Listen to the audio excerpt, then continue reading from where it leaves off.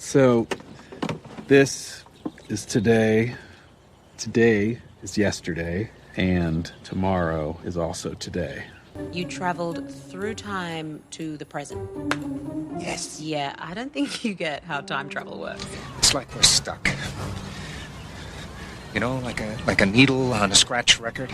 I wake up every day right here, right in Punxsutawney, and it's always February 2nd. It's one of those infinite time loop situations you might have heard about. It's a thing where the same day keeps happening. Time.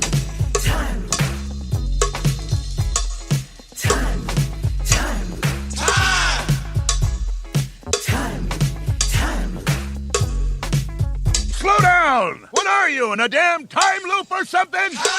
Groundhog Day Project blog, entry dated September 11th, 2013, probably right here. This thing all things devour.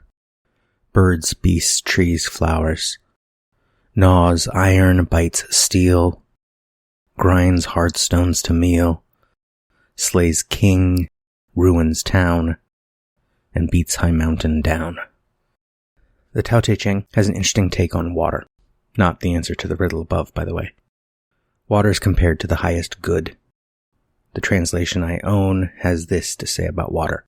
The goodness of water is that it benefits the 10,000 creatures, taken as all living things, yet itself does not scramble, but is content with the places that all men disdain. It is this that makes water so near to the way. Water doesn't try to stay on top. It gives in to gravity and, in doing so, is one of the most powerful things around, eroding mountains and forming great canyons. Not to necessarily personify things, but water is patient. Water has nothing but time on its hands. Phil Connors, similarly, has nothing but time on his hands. It becomes his only asset outside his mind. Sure, he's got that nice coat that Harold Ramis kept after his shooting, and a nice scarf. But these are just material things.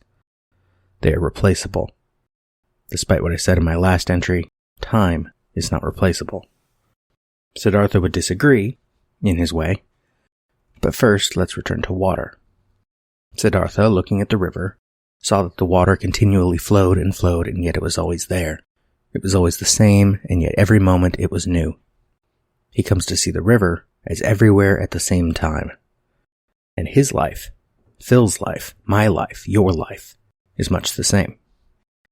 I reviewed my life, and it was also a river, and Siddhartha the boy, Siddhartha the mature man, and Siddhartha the old man were only separated by shadows, not through reality.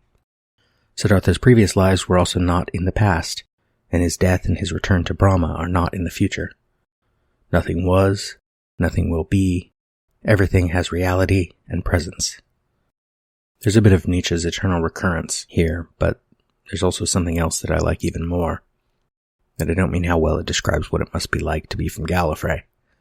Siddhartha is, at the same time, saying that nothing was and everything is. This notion that everything is in the present is a strange and wonderful thought, and also a scary one. I asked yesterday if you could live with the worst thing you've ever done if you had to experience it again and again. What if it wasn't again and again? What if it was always? How do you find absolution? How do you find joy if all is grief? How do you find grief if all is joy? If, as Siddhartha tells us, there is no such thing as time, what is there? If we can live our lives like water, then maybe it doesn't matter. If we can learn to simply... I find that I'm paraphrasing Derrick Jensen when I start to finish the sentence, so I will simply give you his words, from a language older than words. What if the point of life has nothing to do with the creation of an ever-expanding region of control? What if the point is not to keep at bay all those people, beings, objects, and emotions that we so needlessly fear? What if the point instead is to let go of that control? What if the point of life, the primary reason for existence, is to lie naked with your lover in a shady grove of trees? What if the point is to taste each other's sweat and feel the delicate pressure of finger on chest, thigh on thigh, lip on cheek? What if the point is to stop, then, in your slow movements together, and listen to birdsong, to watch dragonflies hover, to look at your lover's face, then up at the undersides of leaves moving together in the breeze? What if the point is to invite these others into your movement, to bring trees, wind, grass, dragonflies into your family, and in so doing, abandon any attempt to control them? What if the point all along has been to get along, to relate and experience things on their own terms? What if the point is to feel joy when joyous, love when loving, anger when angry, thoughtful when full of thought? What if the point from the beginning has been to simply be? We spend so much time worrying about what comes next.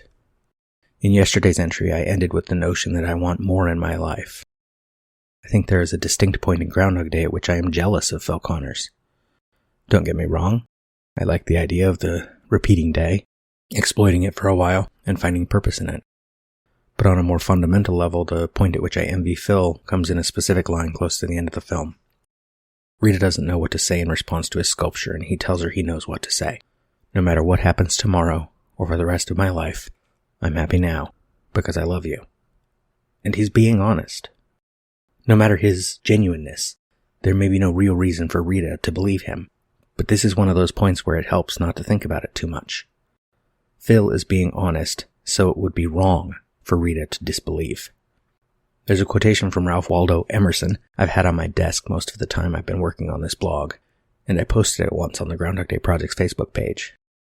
It provides a simple, well, no, it is anything but simple. In practice, it seems so often the human condition that we don't forget things. We let old feelings find harbor in our minds to linger and fester, and sometimes when we least expect it, they come back to haunt us. A way to look at the day-to-day world to remove yourself from the ongoing. It goes as follows. Finish each day and be done with it. You have done what you could. Some blunders and absurdities no doubt crept in. Forget them as soon as you can. Tomorrow is a new day. Begin it well and serenely, and with too high a spirit to be encumbered with your old nonsense.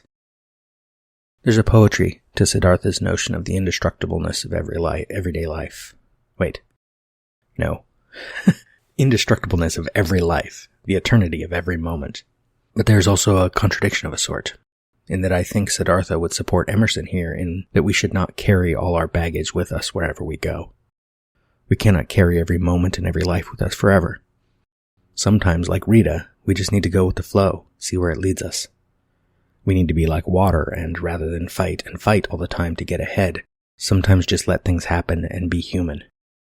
Of course, just that alone can be a frightening prospect. Daniel Quinn describes in his short story The Boy in the Window, music that evokes the ancient and eternal lament of the loneliness and terror of becoming human, of the yearning and despair of knowing love, of the certainty of abandonment and the terror of death, of the passing of generations and the pathetic renewal of life, of the ceaseless cycle of resting and rising, of the search that knows no end, and of the heavy, heavy weariness of that search. Just being isn't easy. To just be, we have to know that feeling Phil expresses on his last February 2nd, being happy now. Instead, happiness is more like a memory than a dream. Nope.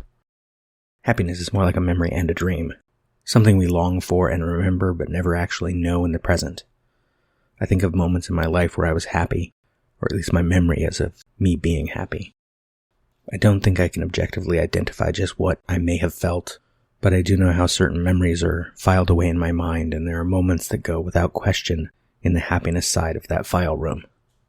I start to list them here, but I delete the list, because it's quite remarkable that the list keeps going and going when I focus on individual moments. It's also quite remarkable how the happiest memories can make me sad. Maybe that's why I rather like the idea of eternal recurrence, or Siddhartha's river. Happiness and sadness are not necessarily two separate things, not opposites, but just two labels on a continuum of feeling that cycles around and around, just like time does with Nietzsche. In the Tao Te Ching, the only motion is returning. In Siddhartha, there is no such thing as time. In Groundhog Day, time is a trap, and every experience quite literally happens on the same day. I don't believe in eternal recurrence or Siddhartha's river, but I think they provide useful windows for looking at the world. It isn't simply important that we can live with our worst actions or our worst experiences if they were to come back again and again, but would we want to experience our best actions or our best experiences if they were to come back again and again as well? Or are our memories of those things perhaps better for us? In our memories, we smooth out the edges, we skip past the trivial and focus on what matters. There is certainly time for the trivial, but what if we were to experience our best moments again only to find the imperfections stand out a little more this time? What if we were to experience our worst moments again only to find that we enjoyed the pain? Time is useful to us because it allows us to focus. It allows us to remember the broad strokes sometimes when the details might distract or detract, and to remember the details when the broad strokes might paint the wrong picture. And sometimes all of this seems so trite I want to delete whole paragraphs and start talking about the film and TV roles of Stephen Tobolowsky, which I do intend to do at some point. But I think I'm still stuck with Phil in Punxsutawney. I'm still inside the movie. Today's reason to repeat a day forever. To do the same exact things I'm doing today, because that's life. It doesn't always have to be shiny and new. Sometimes it just has to be.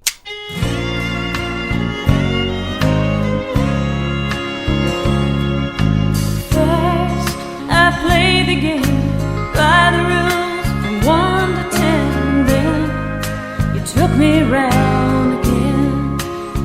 I think I have traveled through time.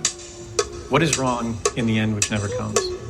Or which comes again and again, laughing, like waves. Since the Big Bang set everything in motion, everything that happens in this universe has to be the way it is. Man, are you hungry? I haven't eaten since later this afternoon. Particles unfolding the way they're destined to. How do you sleep at night? You've never seen Groundhog Day? Yeah, you know Groundhog Day is not a documentary.